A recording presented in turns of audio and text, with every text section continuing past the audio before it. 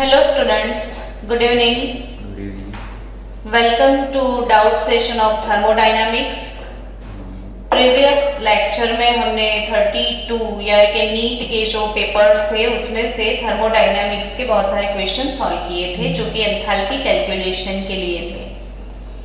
आज थोड़े different type के जो बॉन्ड एंथैल्पी के रिगार्डिंग क्वेश्चंस आते हैं वैसे थोड़े क्वेश्चंस की हम डिस्कस करते हैं।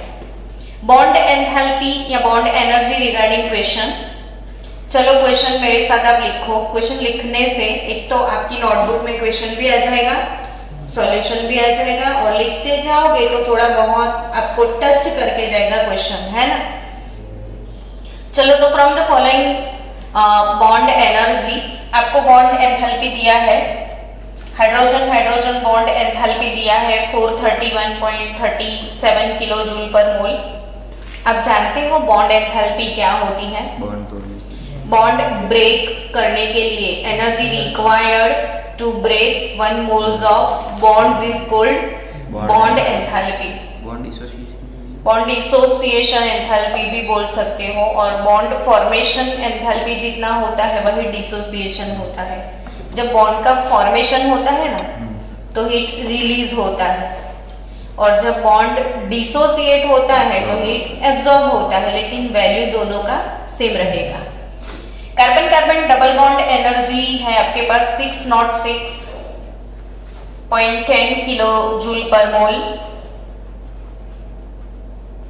उसके बाद carbon carbon bond enthalpy value है आपके पास 336.49 kilo joule per mole.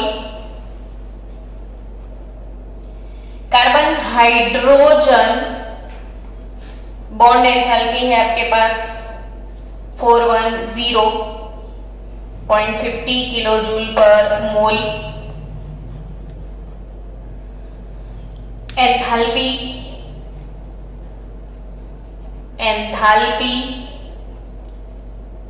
For the reaction will be dash. तो एक रिएक्शन दिया जाएगा ऐसे और वही रिएक्शन के लिए आपको एंथैल्पी ऑफ रिएक्शन कैलकुलेट करना है।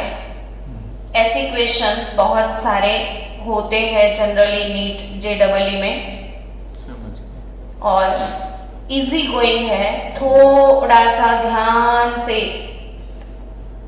इस पे फोकस करने का सिर्फ जरूरत होता है, कहीं बॉन्ड कैलकुलेट करने में गड़बड़ ना हो जाए, थोड़ी केयर करनी पड़ती है। बाकी तो क्या आपके ऑप्शन दिए होते हैं तो आंसर मैच हो ही जाएगा और नहीं मैच हो रहा है तो आप रिपीट मारोगे तो आपको समझ भी आ जाएगा।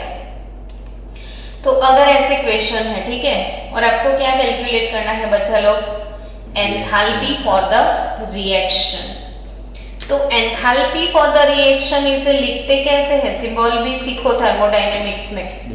तो एंथैल्पी किसी का भी डेल्टा एच होगा, रिएक्शन एंथैल्पी तो आप आर लिखोगे, है ना।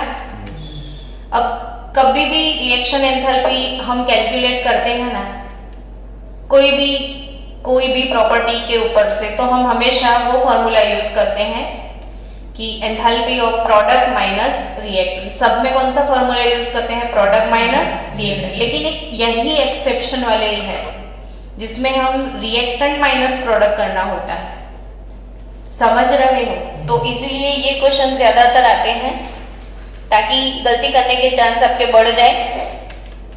समझे आप? चलो तो ऐसे क्वेश्चन को सॉल्व करना है आपको। एंथैल्पी ऑफ रिएक्शन के लिए फॉर्मूला रहेगा summation of bond enthalpy of reactants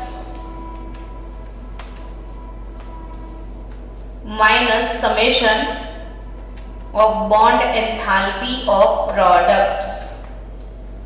कौन सा फॉर्मूला आपको यूज करना है? Reactant minus product. वैसे तो कोई एक वीडियो है अपना जिसमें ये इस टाइप के सम्स मैंने करवाए हुए हैं, रिएक्शन एंथैल्पी में ही करवाए होंगे। Types of enthalpy. तो bond enthalpy of reactant minus bond enthalpy of क्या? प्रोडक्ट। अब जितने टाइप के बॉन्ड है सब बॉन्ड्स आपको ध्यान से लिखने हैं। अब इसमें ये ध्यान से देखो कि इसमें एक bond carbon carbon double bond है कि नहीं। Yes. तो 1 bond enthalpy of C double bond C, H का आंसर है। ठीक है। Carbon carbon carbon double bond carbon की बॉन्ड एंथैल्पी प्लस फिर इसमें CH बॉन्ड दिख रहे हैं आपको, कितने हैं 1 2 3 4। काउंट में गड़बड़ हो गई तो गए आप, समझे आप इसमें कि CH bond enthalpy.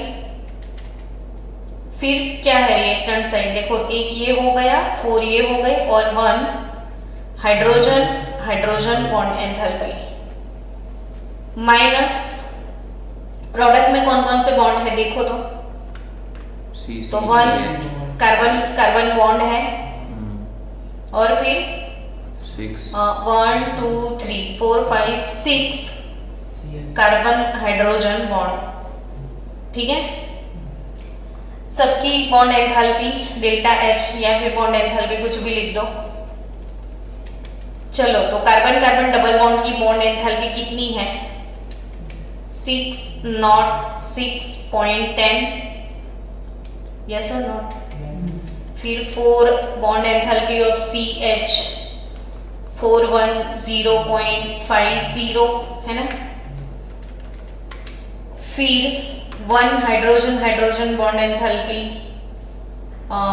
431.37 minus 1 carbon carbon यानी 336.49। ये नीट में भी पूछा है, हाँ एक क्वेश्चन नीट का ही है, यानी ये कैलकुलेशन आपको करने हैं एग्जाम में, इतने लंबे कैलकुलेशन।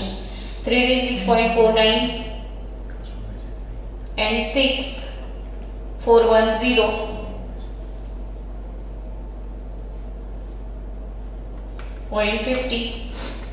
तो कैलकुलेशन करो फिर आप फास्ट, तो आपका आंसर आएगा -120 किलो जूल पर मोल। ये तो कैलकुलेशन वाला बात है ना, अब तो कर सकते हो ना कैलकुलेशन, इजी थे ना।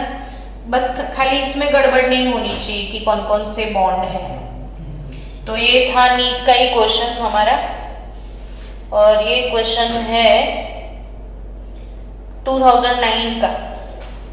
फिर 2008 में भी सेम क्वेश्चन रिपीट किया है, ये 2009 का क्वेश्चन था। 2008 का क्वेश्चन लिखते हैं। चलो अब बॉन्ड एंथैल्पी के सम्स करने बैठे हैं तो खत्म ही कर देते हैं, बात प्रैक्टिस भी हो जाए। बॉन्ड डिसोसिएशन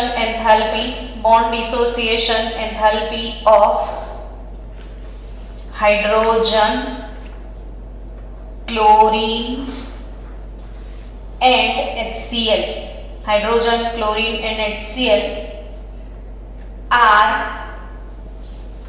434 242 242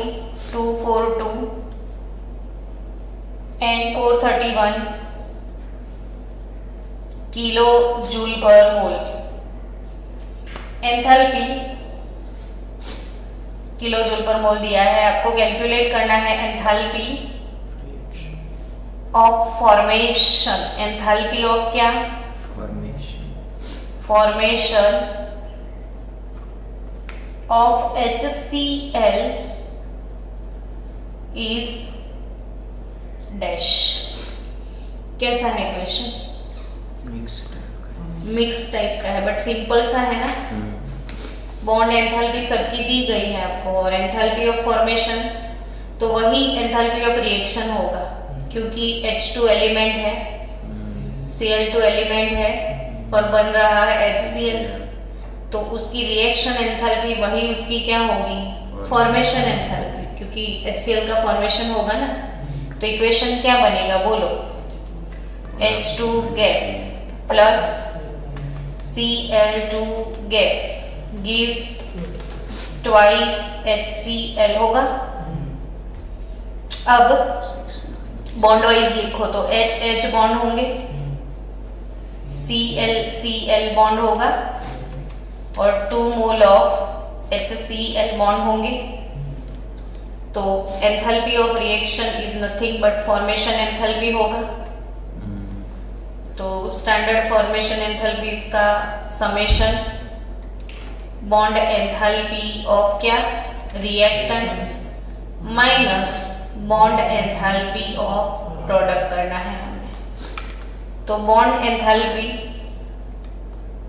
ऑफ रिएक्टेंट यानी reactant HH bond enthalpy plus ClCl bond enthalpy minus 2 मोल HCl बॉन्ड एंथैल्पी।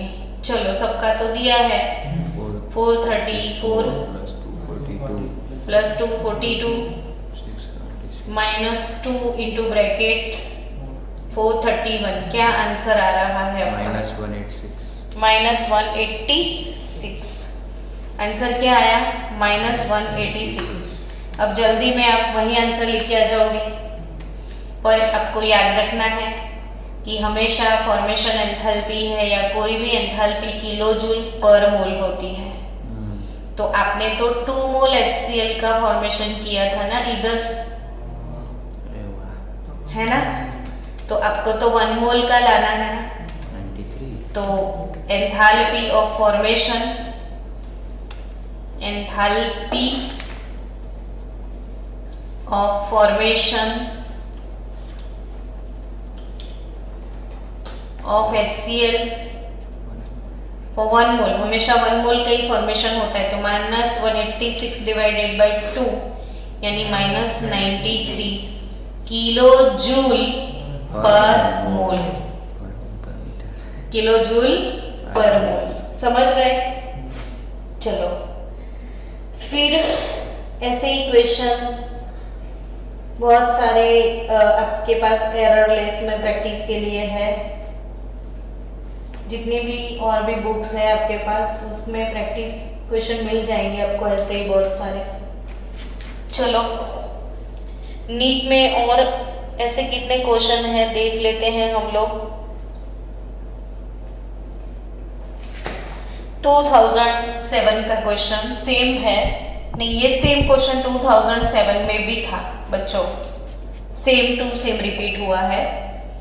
तो नेक्स्ट, हेलो स्टूडेंट, और एक ऐसा क्वेश्चन सॉल्व करते हैं। अब क्वेश्चन लिखो मेरे पास, कैलकुलेट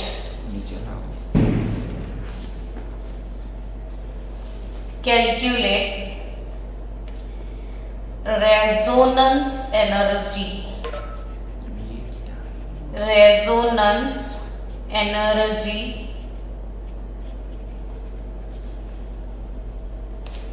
ऑफ N2O। ये क्वेश्चन आपको कैलकुलेट करना। कौन सी एनर्जी?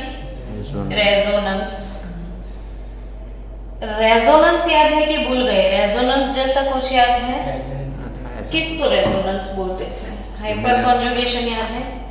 बेंजीन का ये फॉर्मूला नंबर 1 था, याद है? और बेंजीन का ये फॉर्मूला नंबर 2 था ना। तो बेंजीन को तो दो फार्मूला थे, इसको कहते हैं, और बेंजीन वही 2 फार्मूला में कंटिन्यूअसली इंटर कन्वर्टिबल था। तो this phenomena is called resonance, और ये फॉर्मूला को हम बोलते हैं रेजोनेटिंग फॉर्मूलास। फिर ओजोन में आपने देखा था कि ओजोन का भी स्ट्रक्चर एक, तो ऐसे केमिकल बॉन्डिंग चैप्टर में हमने रेजोनेंस और कैनोनिकल फॉर्मूला ऐसा कोई कंसेप्ट किया था, याद है? तो मतलब कि कोई कंपाउंड होगा उसके मोर देन 1 फॉर्मूला पॉसिबल है। क्या बोला मैंने? कोई कंपाउंड के मोर देन 1 फॉर्मूलास पॉसिबल है, और वो सारे फॉर्मूला एक दूसरे के अंदर इंटर कन्वर्टिबल है। तो आप समझ लो उस फिनोमिना को क्या बोलते हैं? रेजोनेंस। अब कंटिन्यूअसली इंटर कन्वर्टिबल है, तो कोई भी प्रोसेस बिना एनर्जी के होता है, तो ये इंटर कन्वर्टिबल प्रोसेस होने में, इंटरचेंज होने में एनर्जी लगता है कि नहीं? उसको बोलते हैं। तो वही एनर्जी जो इसमें यूटिलाइज होती है, रेजोनेंस के लिए जो एनर्जी यूटिलाइज होती है उसे क्या बोलते हैं हम? Resonance energy. अब बेंजीन में रेजोनेंस होता है कि नहीं? होता है कि नहीं, होता तो उसकी है। एनर्जी वेस्ट हो जाएगी ना, Yes. तो इसकी वजह से उसकी एनर्जी डिक्रीज हो जाएगी ना। वो एनर्जी को क्या बोलते हैं हम, रेजोनेंस एनर्जी Energy. बोलते हैं। तो calculate the resonance energy of N2O, यानी N2O का जो स्ट्रक्चर है more than one formula available होंगे और उसमें वो कंटिन्यूअस इंटर कन्वर्टिबल है, तो उसका रेजोनेंस एनर्जी कितना है ऐसे कैलकुलेट करना है। तो अगर बाय चांस ऐसे कोई क्वेश्चन आए तो आपको इंफॉर्मेशन कौन कौन सी प्रोवाइड करेगी, calculate resonance energy of N2O, ठीक है। तो इसके लिए आपको दिया जाएगा फॉर्मेशन एंथैल्पी ऑफ N2O, इसका प्रैक्टिकल वैल्यू है, प्रैक्टिकली जो अवेलेबल वैल्यू है वो आपको दिया जाएगा 82 किलो जूल पर मोल दिया है। फिर आपके पास बॉन्ड एंथैल्पी के वैल्यूज होंगे, N triple bond N bond enthalpy, फिर N double bond N bond enthalpy है, फिर O double bond O bond है, फिर N double bond O bond भी है, सबकी बॉन्ड एंथैल्पी है 946 किलो जूल पर मोल है इसकी। अब सबके यूनिट में नहीं लिखूंगी, ठीक है ना। तो N डबल बॉन्ड N का 418 है, O डबल बॉन्ड O के लिए 498 है, N डबल बॉन्ड O के लिए 607 है। तो आपको क्या कैलकुलेट करना है बच्चों, रेजोनेंस एनर्जी। तो इसके लिए बॉन्ड एंथैल्पी दिया, अब एग्जाम में शायद आप भूल भी जाओ, कंफ्यूज हो जाओ, तो भी बॉन्ड एंथैल्पी दिया है तो आंख बंद करके रिएक्शन एंथैल्पी निकाल लो ना भाई। तो फॉर्मेशन एंथैल्पी ऑफ N2O ये है इसकी प्रैक्टिकल वैल्यू, ऑब्जर्व्ड वैल्यू, ठीक है, और ये थियोरेटिकल वैल्यू आप निकालोगे। तो थियोरेटिकल वैल्यू इसके लिए इक्वेशन तो बनाना पड़ेगा कि N2O का इक्वेशन कैसे बनेगा। तो N2 gas plus half mole O2 gas, एक ही ऑक्सीजन चाहिए ना, तो हाफ मोल O2 हुआ, गिव्स क्या, N2O गैस, ठीक है। अब N2 गैस में केमिकल बॉन्डिंग चैप्टर जिसका पावरफुल है उसे पता चल जाएगा कि दो नाइट्रोजन के बीच में ट्रिपल बॉन्ड होते हैं, यस और नॉट, हाँ यस। हाफ ऑक्सीजन के बीच में डबल बॉन्ड होते हैं, और N2O का स्ट्रक्चर भी पता होना चाहिए। क्या है N2O का स्ट्रक्चर, तो N double bond N double bond O, क्या स्ट्रक्चर है इसका, N double bond N double bond O structure रहेगा इसका। डन। अब ये कहां से पता चलेगा, तो P ब्लॉक में वैसे N2O आएगा आपको, ऑक्साइड्स ऑफ नाइट्रोजन, यानी at the end of 12th N2O को तो आपको पढ़ना है वैसे भी, लेकिन अभी मैं क्या सिखा रही हूँ, रेजोनेंस एनर्जी। तो साथ साथ में सीख भी लो कि N2O का रेजोनेटिंग फॉर्मूला क्या है। तो ये N triple bond N double bond N O double bond O N double bond O, ठीक है, सबकी एंथैल्पी है, इक्वेशन बन गया। अब आपने इक्वेशन तो बना दिया, लेकिन अगर बॉन्ड्स नहीं पता है तो आपका कैलकुलेशन रुक जाएगा। तो ये वही आपको ये सीखना है ना मेन पार्ट। तो N2 में N triple bond N, O2 में O double bond O, chemical bonding chapter number 3 और चैप्टर नंबर 4 11 का, अगर वो पावरफुल तो पूरा केमिस्ट्री आपका पावरफुल। तो आपको कौन से चैप्टर, केमिस्ट्री ना हर एक चैप्टर एक दूसरे से रिलेटेड है, तभी आपको प्रॉब्लम आती है कि अगर आप आगे से नहीं पढ़ रहे हो तो फिर कोई काम का नहीं है। तो जो बच्चे जाग गए हैं तो फोल्डर तो है अपने पास, सारे प्लेलिस्ट है, देखो फिर से एक बार। फॉर्मेशन एंथैल्पी ऑफ N2O, ठीक है, कैसे निकालोगे, तो bond energy of reactant minus bond energy of product, तो करना है आपको, समेशन ले लो चलो फास्ट।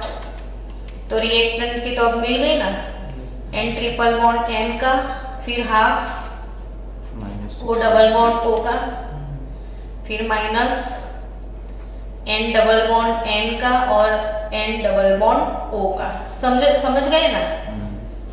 तो N ट्रिपल बॉन्ड N का 946 है, O डबल बॉन्ड O का 498 है, minus N double bond N का भी दिया है 418, ओ डबल बॉन्ड ओ का है 498। तो आप मेरे को आंसर देने वाले हो? चलो fast.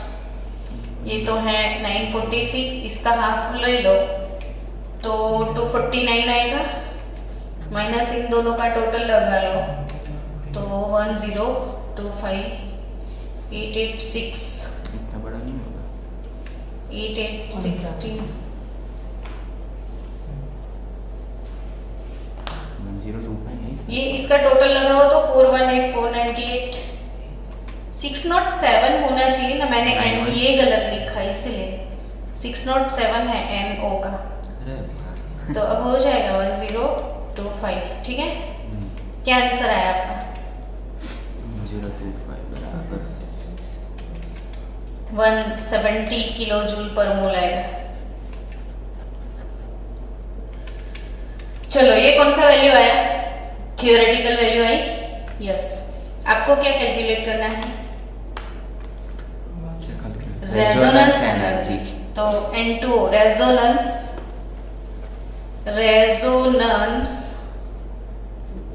Energy of N2O calculate करने के लिए क्या करोगे? तो theoretical value minus observed value. Theoretical value आई है अपनी 170 और अपने पास ऑब्जर्व्ड वैल्यू दिया गया है 82। इस दोनों के बीच का डिफरेंस इतना होना चाहिए था, इतना है, मतलब बाकी का कोई खा गया। वो कौन? तो रेजोनेंस खा गया। कौन खा गया?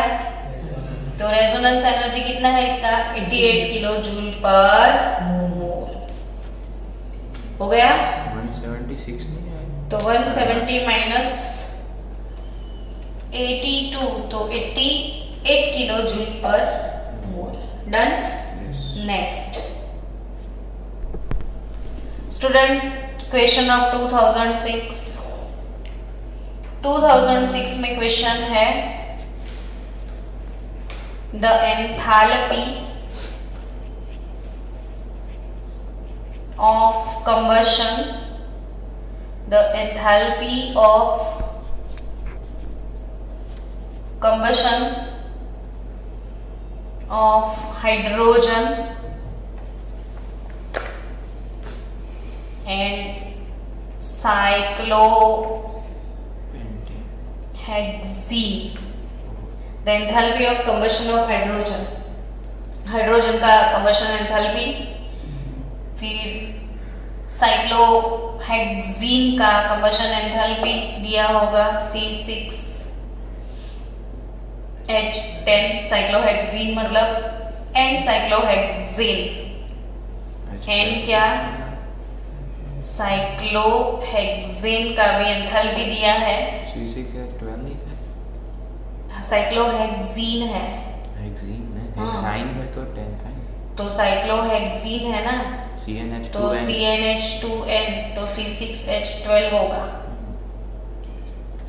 तो साइक्लोहेक्सीन और cyclohexane C6H14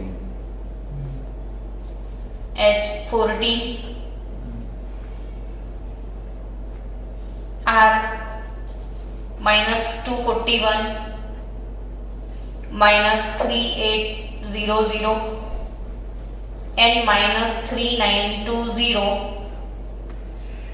kilo joule per mole, यानी सबका कंबशन एंथैल्पी दिया है। सबका कौन सा एंथैल्पी दिया है? Combustion enthalpy. और आपको बोला है कैलकुलेट हीट ऑफ हाइड्रोजिनेशन, है ना, मस्त question. Heat of hydrogenation of cyclohexene. Wow, इतना मस्त क्वेश्चन। कंसेप्ट क्लियर ना तो कोई प्रॉब्लम कभी नहीं आई, इसलिए मैं बार बार कंसेप्ट पे फोकस करती हूँ और आपको लगता है कि हम स्लोली जा रहे हैं। Don't compare. The enthalpy of combustion of hydrogen, cyclohexane सबकी combustion enthalpy दी गई है। और आपको क्या कैलकुलेट करना है, heat of hydrogenation of cyclohexene. तो स्टूडेंट ऐसे क्वेश्चन देख के अब डर जाते हैं, कुछ नहीं करना है, जिसके बारे में पूछा है ना वही सोचना है। आपको heat of hydrogenation of cyclohexene यानी साइक्लोहेक्सीन का हाइड्रोजिनेशन इक्वेशन लिखना है। तब भी हम ऑर्गेनिक केमिस्ट्री में इतना टाइम ले रहे थे, तो अभी मेरे को समझाना पड़ेगा ना आपको कि हाइड्रोजिनेशन क्या होता है। हाइड्रोजिनेशन क्या होता है? एडिशन ऑफ हाइड्रोजन, जनरली जिसमें पाई बॉन्ड रहता है। क्या? Pi bond. Pi bond break होता है तो पूरा और कुछ ऐड होगा। ये पाई बॉन्ड ब्रेक होके हाइड्रोजन ऐड हो जाएगा, तो इसे बोलेंगे हम हाइड्रोजिनेशन। ये क्या हो जाएगा? CH3 हाइड्रोजन ऐड हो जाएगा ना, तो ये क्या है? हाइड्रोजिनेशन। चलो बाय चांस ये साइक्लोहेक्सेन है, अब ये क्या है? हेक्सीन। अब इसमें क्या डाल दोगे आप? तो क्या होगा? ये पाई बॉन्ड ब्रेक हो जाएगा और बन जाएगा साइक्लोहेक्सेन। तो process addition of hydrogen is called hydrogenation. तो ये वाला जो रिएक्शन है उसकी रिएक्शन एंथैल्पी, वही उसको हम बोलेंगे हाइड्रोजिनेशन एंथैल्पी। मैंने बोला कोई भी रिएक्शन का energy change that is reaction enthalpy, लेकिन फिर वो रिएक्शन का जो नाम है उसका लेबल लग जाता है। अगर रिएक्शन न्यूट्रलाइजेशन है तो न्यूट्रलाइजेशन एंथैल्पी, अगर रिएक्शन कंबशन है कंबशन एंथैल्पी, अगर रिएक्शन में बॉन्ड को ब्रेक करना है तो बॉन्ड एंथैल्पी, अगर इलेक्ट्रॉन को निकालना है आयोनाइजेशन एंथैल्पी, अगर इलेक्ट्रॉन को ऐड करना है इलेक्ट्रॉन गेन एंथैल्पी, सॉल्यूशन बना रहे हो तो सॉल्यूशन एंथैल्पी, हाइड्रेशन हो रहा है तो हाइड्रेशन एंथैल्पी। जो प्रोसेस का नाम है ना वही एंथैल्पी का नाम हो जाएगा। तो ये वाली प्रोसेस में हाइड्रोजन को ऐड किया ना आपने, तो नाम क्या रहेगा? हाइड्रोजिनेशन। तो आपको कुछ नहीं करना था इसमें। C6H12 जो आपका साइक्लोहेक्सीन है या ना? यस, ये वो सही था। ये साइक्लो था तो वैसे भी 2 हाइड्रोजन कम हो जाते, तो C6H10 हम अच्छे से प्रॉपर लिख रहे थे, और ये C6H12 प्रिंस साइक्लो है ना, तभी 2 हाइड्रोजन कम हो गए और फिर हेक्सीन। तो ये साइक्लोहेक्सीन क्या है? साइक्लोहेक्सीन C6H10, उसमें अपने डाल दिया क्या? हाइड्रोजन। हो जाएगा क्या? C6H10 था, हो जाएगा H12 साइक्लोहेक्सेन। हो गया ना? अब इसकी कंबशन एंथैल्पी वैल्यू है, इसकी कंबशन की वैल्यू है, इसकी कंबशन की वैल्यू है, और आपको रिएक्शन एंथैल्पी निकालना है। तो इसकी रिएक्शन एंथैल्पी वही हाइड्रोजिनेशन एंथैल्पी हो गई। तो summation of product minus reactant, और कुछ नहीं करना है। तो summation of combustion enthalpy of product minus summation of combustion enthalpy of reactant. समझ गए? तो प्रोडक्ट में क्या है? साइक्लोहेक्सेन कितना है उसका? -3920। इसमें रिएक्टेंट माइनस प्रोडक्ट, सब में हमेशा प्रोडक्ट माइनस रिएक्टेंट है। खाली किस में रिएक्टेंट माइनस प्रोडक्ट आएगा? वो बॉन्ड एंथैल्पी वाले प्रॉब्लम्स। बाकी कोई भी कैलकुलेशन केमिस्ट्री में आए प्रोडक्ट माइनस रिएक्टेंट, कोई भी कैलकुलेशन प्रोडक्ट माइनस, खाली बॉन्ड एंथैल्पी रिएक्टेंट माइनस, तब भी मैक्सिमम क्वेश्चन किसके आते हैं? बॉन्ड एंथैल्पी, ताकि आप कंफ्यूज हो जाओ और रॉन्ग करके हो। चलो अब -3920 है तो डिडक्ट कर दो। चलो मेरे को आंसर दो फास्ट। क्या करूं? क्या ये प्रोडक्ट की आ गई, तो रिएक्टेंट की माइनस करनी है। तो रिएक्टेंट की -241 -3800 कौन सा चाहिए मेरे को आंसर? -796 बहुत बड़ा।